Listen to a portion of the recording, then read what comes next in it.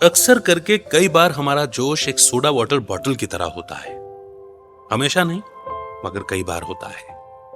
हम किसी काम को शुरू तो करते हैं बड़े जोश से, लेकिन जैसे सोडा वाटर बॉटल का फिज निकल जाता है और उसके बाद वो बिल्कुल ठंडा पड़ जाता है, ऐसे ही कई बार हम जो काम शुरू करते हैं उसमें जो प्रॉब्लम्स आती हैं, चैलेंजेस आते हैं, उनसे घबराकर या उनसे थक कर हम कई बार अपने शुरू किए हुए काम को बीच में ही छोड़ देते हैं। और अगर वो काम बहुत इंपॉर्टेंट हो, हमारे ख्वाबों से जुड़े हुए हों, तो फिर बहुत तकलीफ होती है।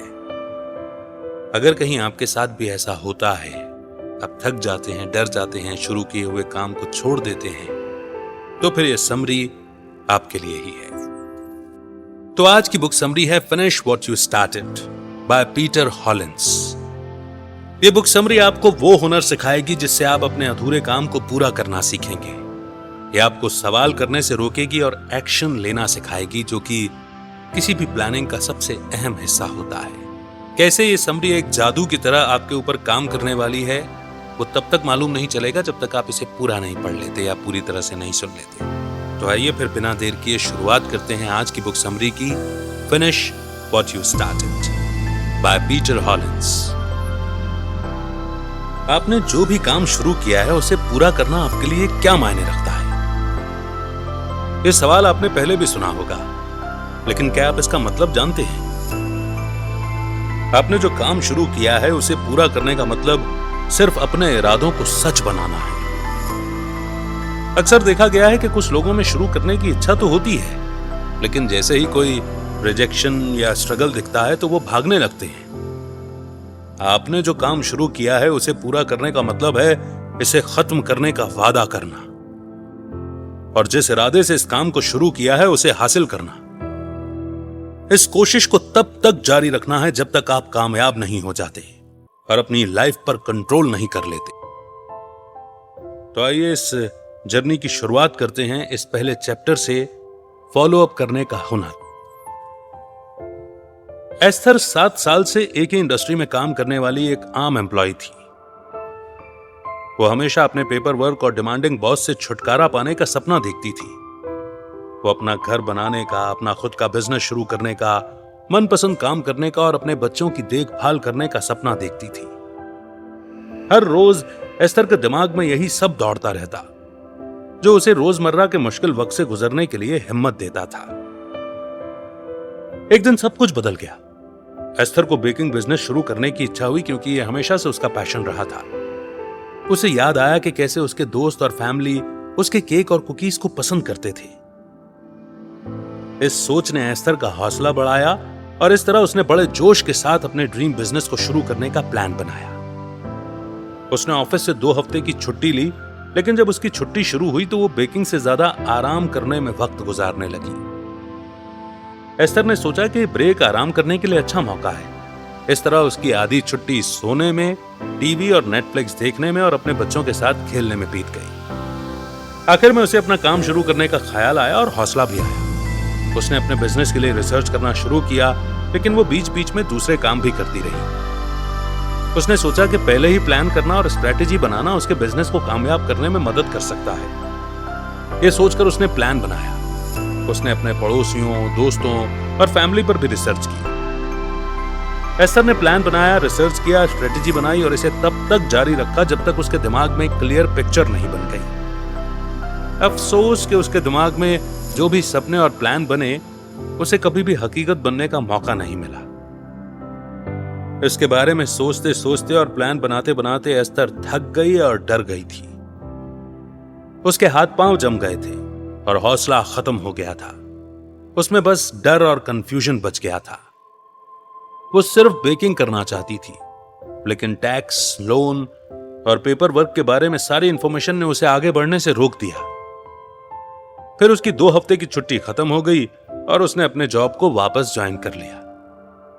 जो सपना उसने देखा था वो अब भी उसके दिमाग में दौड़ रहा था। एस्थर को अब लगने लगा था कि वो अपना सपना कभी पूरा नहीं कर पाएगी और उसे हासिल करना नामुमकिन है। बिजनेस शुरू करने से पहले प्लान करना और स्ट्रेटेजी बनाना जरूरी होता है। हालांकि फोकस, सेल्फ डिसिप्लिन, एक्शन और जिद के बिना यह सब कभी भी सच नहीं हो सकता। इसलिए इस चैप्टर में आप फॉलो अप करने के कॉन्सेप्ट के बारे में जानेंगे।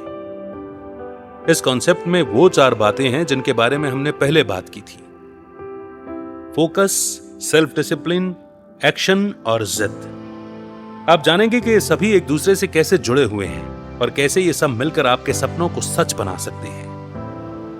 हम पहले इस कॉन्सेप्ट का सिर यानी कि फोकस के बारे में डिस्कस करेंगे।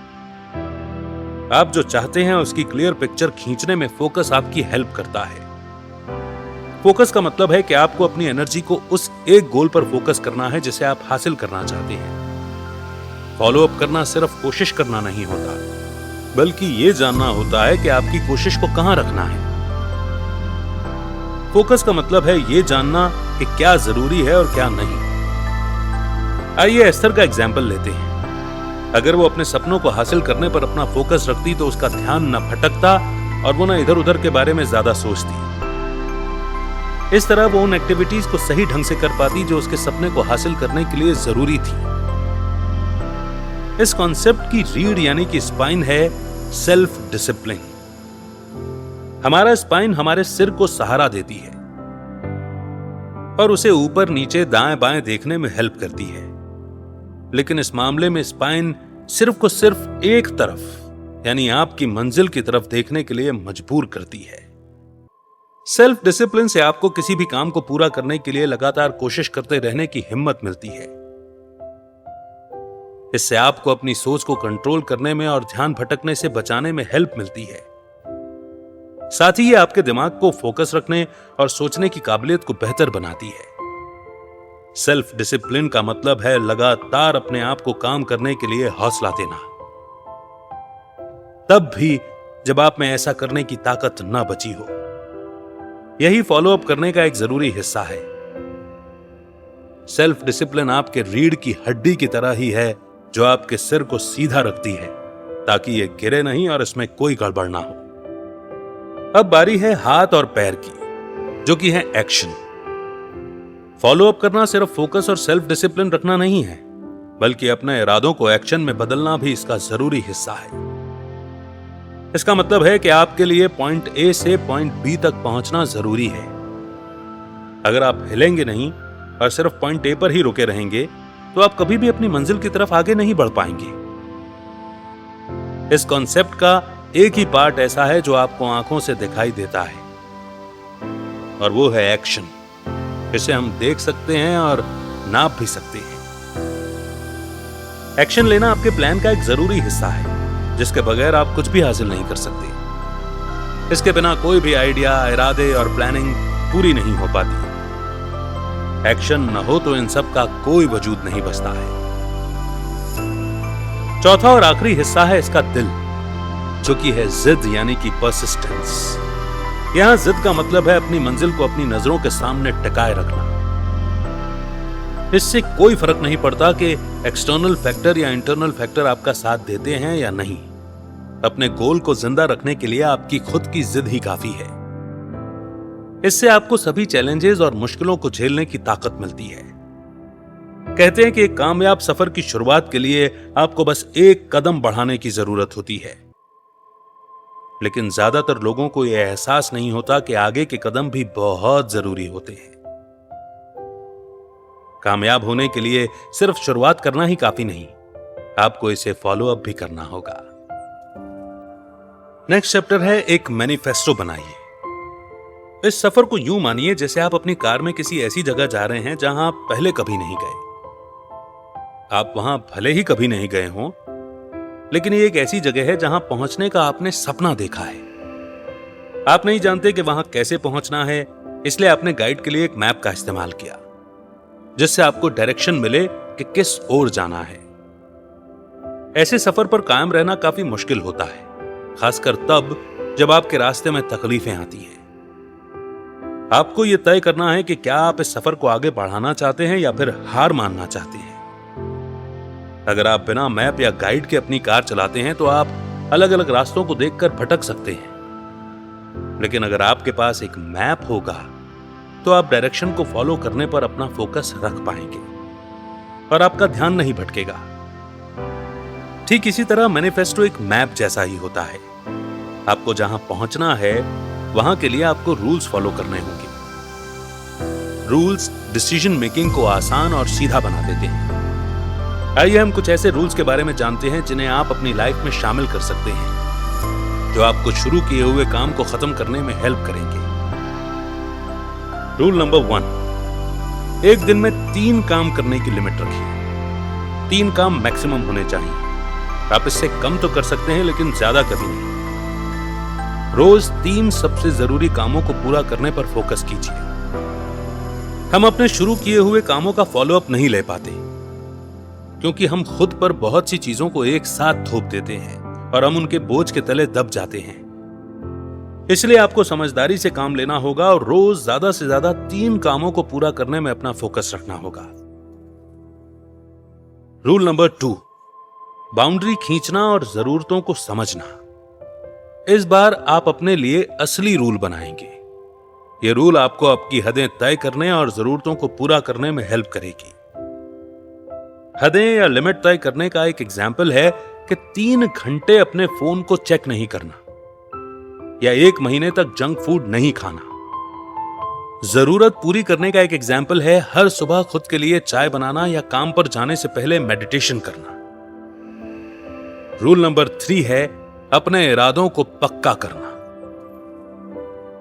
यह खास तौर पर तब हेल्प करता है जब आप किसी मुश्किल वक्त से गुजर रहे होते हैं और आपको यह याद दिलाने की जरूरत पड़ती है कि आपने अपना सफर शुरू क्यों किया था। खुद को अपनी मंजिल के बारे में याद दिलाते रहिए और यह भी कि आप क्यों इसे हासिल करना चाहते हैं। आप इन 3 बातों को दोहराकर अपने रूल को अपनी आदत बना सकते हैं।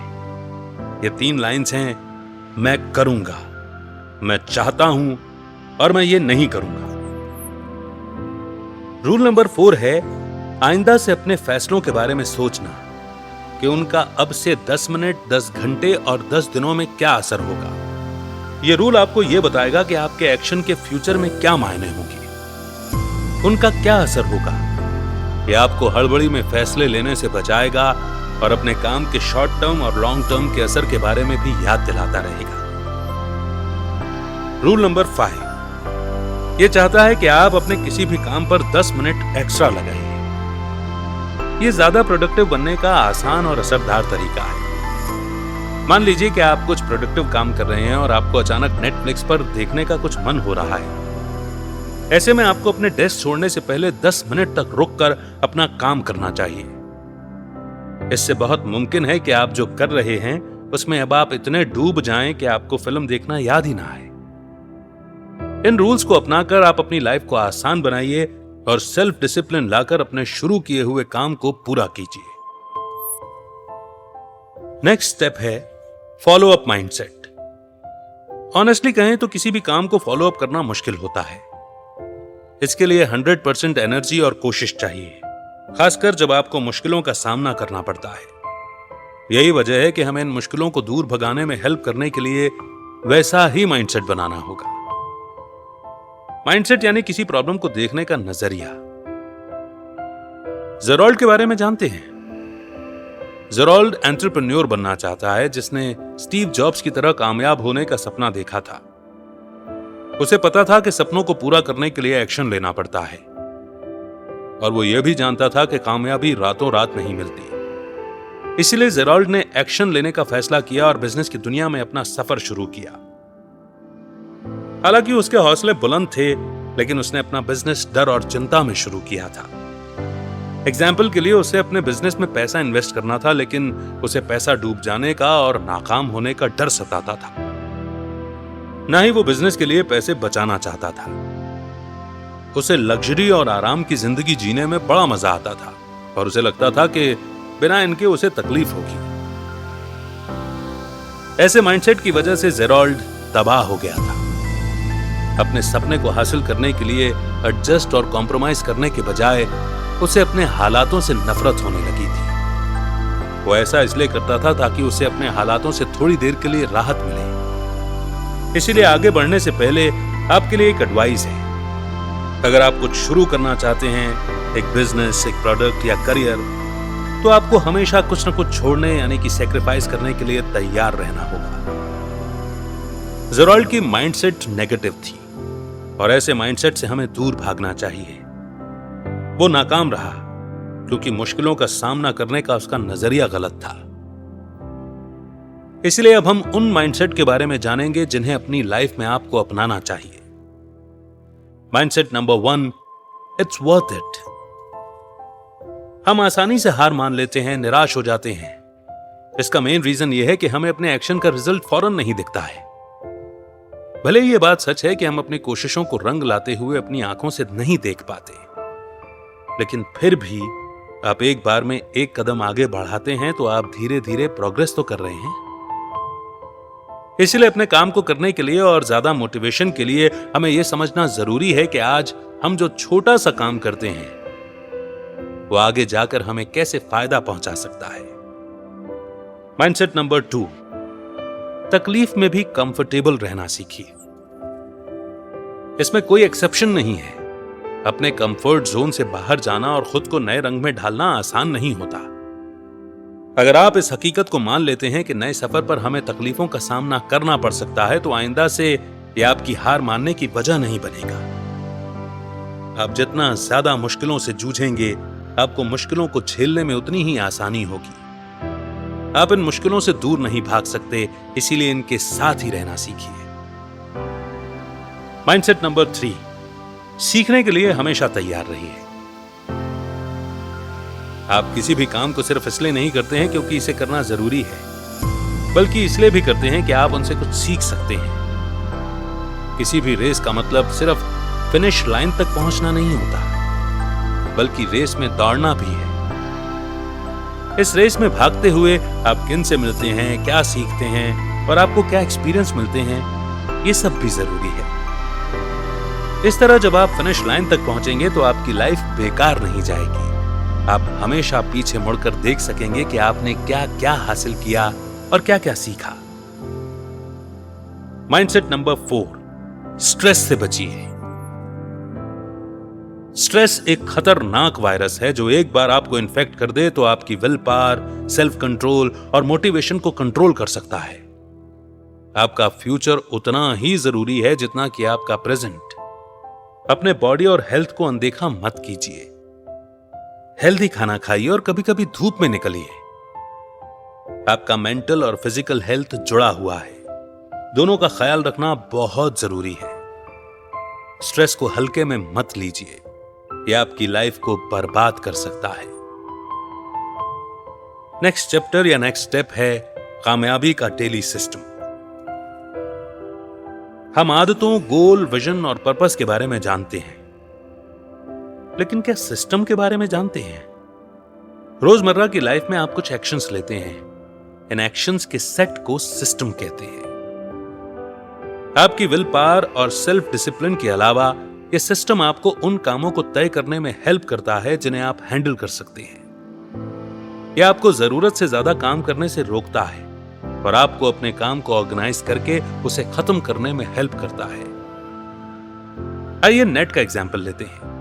वो एक सॉफ्टवेयर इंजीनियर है और उसने खुद का सॉफ्टवेयर कंसल्टिंग फर्म बनाने का फैसला किया। बॉस बनने की सोच में वो इतना मशगूल हो गया कि उसने लीड जनरेट करने का, ईमेल के जवाब देने का, क्लाइंट्स को संभालने और भी बहुत कुछ के बारे में सोचा ही नहीं था। इस फील्ड में नए होने के बावजूद नेड ने शुरुआत में कामयाबी से अपना बिजनेस चलाया। वो हमेशा जल्दी उठता, अपने काम को सही ढंग से पूरा करता और बाकी के घंटे अपने बिजनेस पर काम करता। उसके पास खाली वक्त नहीं बचता था क्योंकि उसने खुद को काम में डुबो दिया था। वो देर रात तक काम करने के लिए भी रुक जाता था। हालांकि जैसे जैसे वक्त गुजरता गया, नेड अब उसी जुनून और मस्ती से काम नहीं करता था। वो बस नाराज कस्टमर्स की वजह से काम करता था। उसका ऑफिस बिखरा हुआ रहता था, यहां तक कि किसी फाइल को ढूंढने में 15 मिनट लग जाते थे। नेड खुद भी भयानक दिखने लगा था। वो एक भूत की तरह बन गया था। उसकी आंखों के नीचे काले धब्बे आ गए थे, उसका वेट कम हो गया था और उसका चेहरा पहले जैसा नहीं दिखता था। कुछ वक्त बाद नेड को एहसास हुआ कि वो कस्टमर्स और पैसे दोनों ही खो रहा है। रिव्यूज भी बुरे आने लगे थे और ऐसा लग रहा था कि उसका फर्म तबाह हो रहा है। इस कहानी का इरादा आपको अपनी रोजमर्रा की लाइफ को सही ढंग से न जीने के बुरे असर को दिखाना है। ऐसा तब होता है जब आप खुद को अपनी हद से ज्यादा काम करने के लिए मजबूर करते हैं। रोज के कामों के लिए एक सिस्टम बनाना आपकी कामयाबी को तब भी बनाए रखता है जब आप थके हुए होते हैं। बिजनेस में हर रोज एक जैसा ही काम हो यह जरूरी नहीं। ऐसे भी दिन होते हैं जब काम बहुत ज्यादा होता है और कुछ दिन ऐसे भी गुजरते हैं जब काम हल्का फुल्का रहता है। ठीक वैसे ही हमारी एनर्जी और विल पावर भी हर दिन एक जैसी नहीं रह पाती। कई बार आपके आसपास के लोग आपका नुकसान करने की कोशिश करेंगे और आपको कामयाब होने से रोकेंगे। अगर आपकी विल पावर कम है तो हो सकता है कि आपके पास उन्हें भगाने तक की ताकत ना हो। आइए कुछ प्रैक्टिकल सिस्टम्स के बारे में जानते हैं जिन्हें आप अपने गोल्स को हासिल करने के लिए अपने रोजमर्रा की लाइफ में अप्लाई कर सकते हैं। नंबर 1 है स्कोर बोर्ड रखना। इस सिस्टम का काम है आपको मोटिवेट करना, जिसके लिए आपको यह सोचना शुरू करना होगा कि आप कुछ जीत सकते हैं। आप अपने लिए एक रिवॉर्ड और पॉइंट सिस्टम बना सकते हैं। इस तरह आप काम करने के लिए मोटिवेट होंगे क्योंकि आपको रिवॉर्ड मिलेगा। ऑफ कोर्स आपको अपनी स्कोरिंग को सही रखना होगा। नंबर 2 है टाइम मैनेजमेंट, जो आपकी लाइफस्टाइल के लिए जरूरी सिस्टम्स में से एक है। किसी काम पर कितना टाइम लगाना चाहिए ये आपको पता हो तो आपको अपने गोल्स को एफिशिएंटली हासिल करने में मदद होती है। टाइम मैनेजमेंट से आप किसी भी काम को डेडलाइन से पहले पूरा कर सकते हैं। इससे आपको अपने पूरे दिन की झलक मिलती है और आपकी प्रायोरिटीज दिखती हैं। टाइम मैनेजमेंट से आप जरूरी काम के बीच गैर जरूरी काम नहीं करते, क्योंकि आपने पहले ही टाइम कमिट किया हुआ है। इससे आपको पर्सनल वक्त निकालने में भी मदद मिलती है, जैसे कि खाना, एक्सरसाइज करना, मेडिटेशन करना या नींद लेना। जब भी जरूरत पड़े अपने टाइम टेबल को एडजस्ट करते रहिए। पूरे हफ्ते के लिए अपने काम और गोल को इवैल्यूएट कीजिए और तय कीजिए कि आपको अपने टाइम को कैसे मैनेज करना है। अपने शेड्यूल को ऐसे रखिए जिसे आप पूरा कर पाएं। अपने ध्यान को भटकने मत दीजिए और मल्टीटास्किंग करने से बचिए। नंबर 3 है अपने ट्रांजैक्शन कॉस्ट को कंट्रोल करना। यह सिस्टम सिर्फ पैसों की वैल्यू से जुड़ा हुआ नहीं है। आप जो कुछ भी करते हैं उन सभी में ट्रांजैक्शन होता है। यह आपके बिजनेस में इन्वेस्ट किया हुआ पैसा हो सकता है या फिर अपने बिजनेस को शुरू करने में आपको हुई इमोशनल इनस्टेबिलिटी भी हो सकती है। आपको पता नहीं होता कि आपका बिजनेस कामयाब होगा कि नहीं। यह सिस्टम आपको इन सभी कॉस्ट को कम करने में हेल्प करता है ताकि आपका फायदा हो। यह आपको फालतू काम करने से रोकता है। आप अपने अनप्रोडक्टिव कॉस्ट को भी बढ़ा सकते हैं, जिसके लिए आपको उन चीजों को दूर करना होगा जो आपका ध्यान भटकाती हैं। उन चीजों को आपको ऐसी जगह रखना होगा जहां आप आसानी से न पहुंच सके। एग्जाम्पल के लिए काम के दौरान अपने फोन को दूसरे कमरे में या ऊपर रखकर उससे छुटकारा पाइए। इस तरह आपके लिए फोन उठाना आसान नहीं होगा, जिससे आप अपने काम पर फोकस कर पाएंगे। अपने डेली लाइफ में सिस्टम बनाने से प्रोडक्टिविटी और कंसंट्रेशन बढ़ाना आसान हो जाता है। इससे आप अपने एक्शन को रूटीन में ला सकते हैं। इससे आप प्रोग्रेस कर सकते हैं और सिर्फ जरूरी काम पर अपना फोकस रख सकते हैं। डेली सिस्टम को अपनाइए ताकि आप अपनी मंजिल तक पहुंच सकें। और इसी के साथ हम पहुंच गए उस मोड़ पर जिसे हम कंक्लूजन कहते हैं। ये समरी बिना प्लान वाली लाइफ, कंफ्यूज्ड माइंड और बिना सोचे समझे लिए गए एक्शंस को खत्म करेगी। इस समरी से आप अपनी लाइफ को असरदार और प्रैक्टिकल तरीके से जोड़ पाएंगे। किसी भी सफर को शुरू करना ही काफी नहीं है। आपने जाना कि फॉलो अप करना भी बहुत जरूरी है। फोकस, सेल्फ डिसिप्लिन, एक्शन और जिद के साथ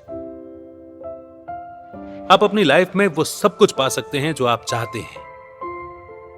मुश्किल दौर से गुजरने के दौरान हार मानने और फॉलो अप करने के बीच में चूज करने का फैसला लेना आपके कंधों पर होता है।